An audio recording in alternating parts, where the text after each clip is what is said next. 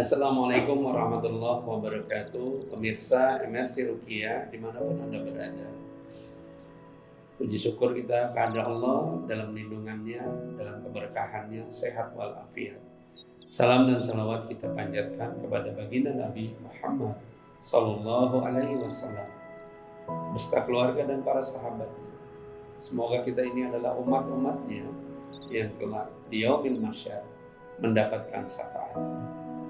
Pemirsa, kita diwajibkan oleh Allah Subhanahu wa taala untuk melaksanakan ibadah sholat.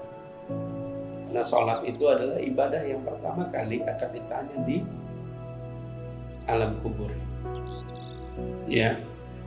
Namun ibadah kita sholat ini kadang-kadang tidak sempurna. Ya, ada yang kita sholatnya lupa rokaat, ya. Kadang kita sholatnya pikiran kita kemana-mana gitu ya. Atau ada sholat yang kita rasakan kita hanya menggugurkan kewajiban. Kalau orang bilang tuh setor muka saja ya. Maka ada 6 ya, kriteria orang yang sholatnya bersama syaitan. Jadi ada orang sholat nih, tapi dia sholatnya bersama syaitan. Apa saja tuh orang-orangnya? Yang pertama, orang yang melakukan ibadah sholat dengan perasaan was-was. Ya, dia sholat tapi hatinya itu nggak tenang. Ya, hatinya nggak tenang, jiwanya galau ya, kayak mikir macam-macam lah ya. Maka sholatnya dijamin itu diganggu oleh setan. Setan itu takut gak sama orang yang sholat? Enggak, buktinya kita sholat itu sampai lupa rokaat, lupa bacaan, kadang ada lupa ruku, ya. Maka dikategorikan sholat bersama setan. Jadi hatinya itu was-was. Padahal kalau kita sudah mengatakan Allahu Akbar, maka kita berserah diri kepada Allah Subhanahu wa taala. Maka orang yang sholat, dia berniat sholat, namun sholatnya diliputi oleh rasa was-was, maka ketahuilah bahwa sesungguhnya syaitan sedang meniupkan dalam telinganya perasaan was-was tersebut. Ya, jadi makanya sholat kita jadi bersama syaitan. Ya, maka itu kita harus ulang. Ya. Kita ulang lagi dengan niat A'udzubillahi minasyaitonirrajim. Bismillahirrahmanirrahim. Usolli fardhu. Misalnya sholatnya apa? Zuhur. Sholli fardhu zuhri. Ya, kita ulangi dengan perlahan, lalu kita baca takbir atau ihram dengan suara yang agak keras atau suara yang terdengar jelas. Allahu Akbar. Bismillahirrahmanirrahim. Ya, dengan suara yang tenang, maka insya Allah salat kita terhindar dari salat bersama setan. Itu poin pertama. Poin kedua, ya, ada orang yang sedang sholat, ya, sedang sholat nih. Tiba-tiba ketika lagi sholat, lagi bacaan Alhamdulillahi Rabbil Alamin Ar-Rahmanir Rahim. Oh iya, kunci tadi di lemari, dicari kemana-mana nggak ketemu. Tiba-tiba dia orang yang lagi sholat ingat itu, ya. Maka itu bentuk jin mengganggu sholat kita. Tadinya kita lupa, ya, tiba-tiba lagi sholat kita jadi ingat. Lagi sholat Allahu Akbar, kita baca Bismillahirrahmanirrahim. Iqra bismi rabbikal ladzi khalaq. Atau kita ingat, ini ntar arisan. Kemarin ibu ini dapat, saya kira-kira dapat.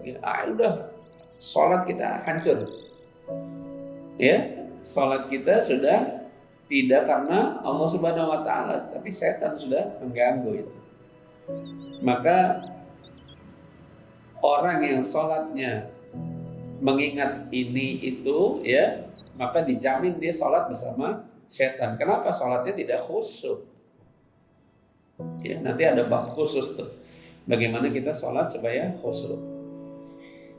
Itu poin kedua. Jadi orang yang sholat, ketika dia sholat mengingat ini itu, maka orang itu termasuk sholat bersama syaitan. Lalu yang ketiga seperti apa? Lalu yang ketiga adalah orang yang ketika sholat, ya, dia ragu terhadap buang angin, ya. Jadi ada orang yang di sholat nih, ya.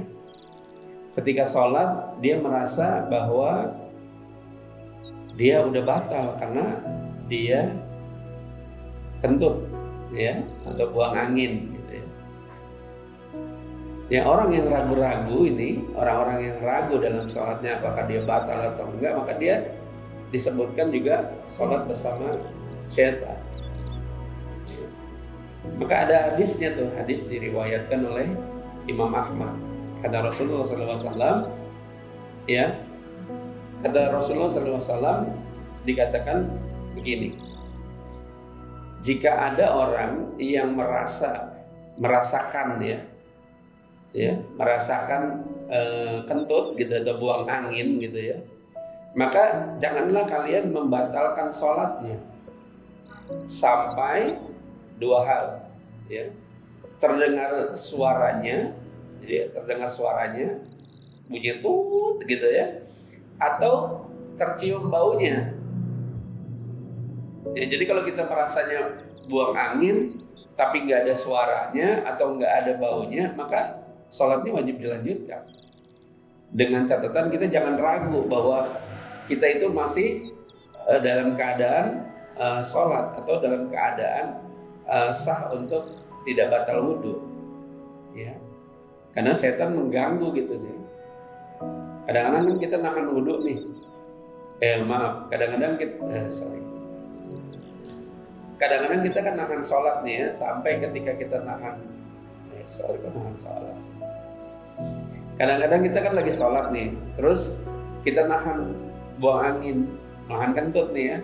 Tapi kentutnya nggak keluar, perut kita kan suka bunyi nguk gitu ya. Nah, maka itu tidak membatalkan sholat.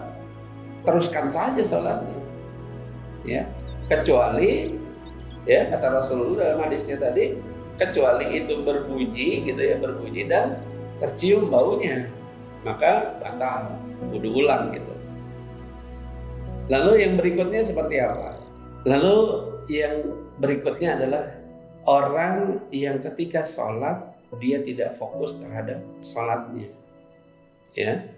Ketika sholat, ya, berjamaah lagi dengarkan imam membacakan ayat Al-Quran, maka dia pikirannya kemana-mana, atau handphonenya tidak di silent, dikantongin tapi bergetar, maka tidak fokus dia.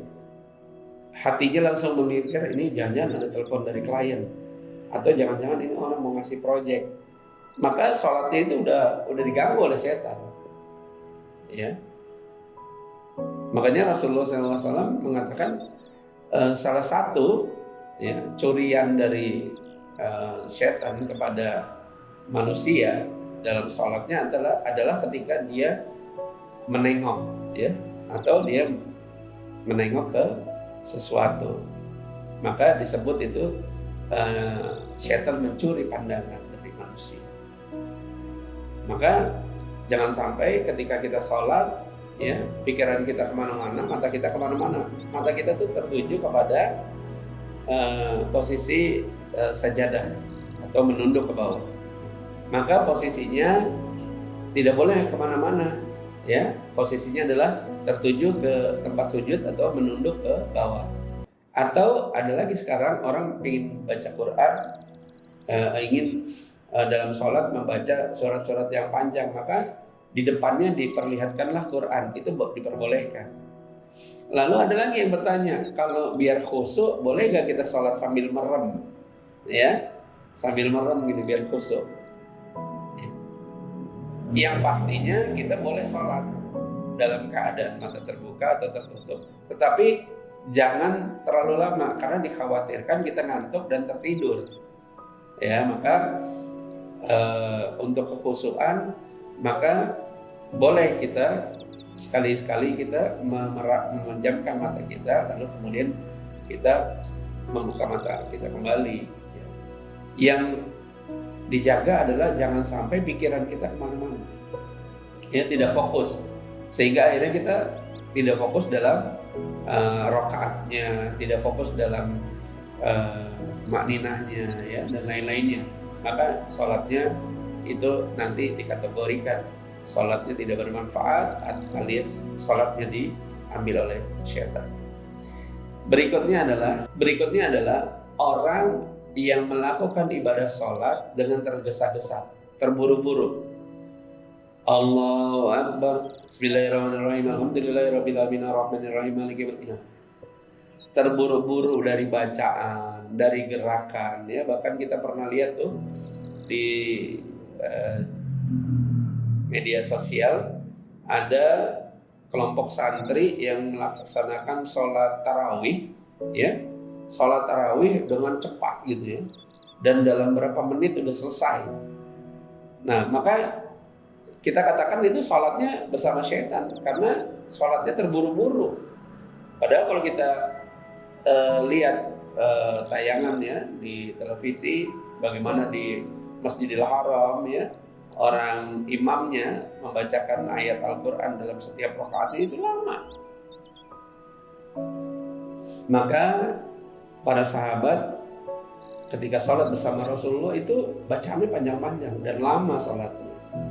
Maka saya kutip dalam hadis riwayat Ahmad bahwa Rasulullah SAW dalam hadisnya mengatakan sejahat-jahat pencuri adalah yang mencuri dari sholatnya. Lalu bagaimana mencuri dari sholatnya? Rasulullah berkata, dia tidak menyempurnakan rukuk dan sujudnya. Jadi karena sholatnya tergesa-gesa, maka rukuk dan sujudnya tidak sempurna, maka sholatnya bersama syaitan. Lalu yang terakhir, ya, adalah seorang wanita yang berangkat ke masjid untuk melaksanakan sholat dengan memakai wangi-wangian, sehingga wanginya itu semerbak. Orang di sekitarnya akan mencium bau wanginya. Maka sholatnya adalah sholat bersama syaitan. Kenapa begitu? Karena wanita yang memakai wangi-wangian lalu dia datang ke masjid, maka membuat orang sekitar itu kekhusyuan sholatnya akan terganggu. Nah, itu maksudnya. Ya, kalau ada baunya yang semerbak kan akhirnya mengganggu. Nah, ini yang dikatakan dalam hadis riwayat Muslim, jika salah satu dari kalian atau para wanita hendak ke masjid, maka janganlah sekali-sekali menyentuh wangi-wangian. Itu supaya apa? Supaya sholatnya menjadi khusyuk dan orang sekitar tidak menjadi terganggu oleh wangi-wangian yang dipakai tadi. Maka itulah, ya, 6 kriteria orang-orang yang sholat namun sholatnya bersama setan. Artinya sholatnya tidak jadi bermanfaat untuk dirinya maupun di hadapan Allah Subhanahu wa Ta'ala. Maka tugas kita adalah memperbaiki.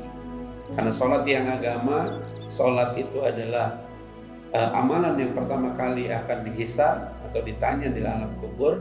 Maka sempurnakanlah ibadah-ibadah sholat kita, lalu kemudian perbanyak dengan sholat-sholat sunnah, karena sholat sunnah itulah yang memperbaiki kekurangan sholat fardu kita. Demikian hari ini kita membahas tentang sholat. Mudah-mudahan Allah ridho dan mudah-mudahan kita semua selalu terus memperbaiki ibadah-ibadah kita semata-mata karena Allah Subhanahu wa Ta'ala. Assalamualaikum warahmatullahi wabarakatuh.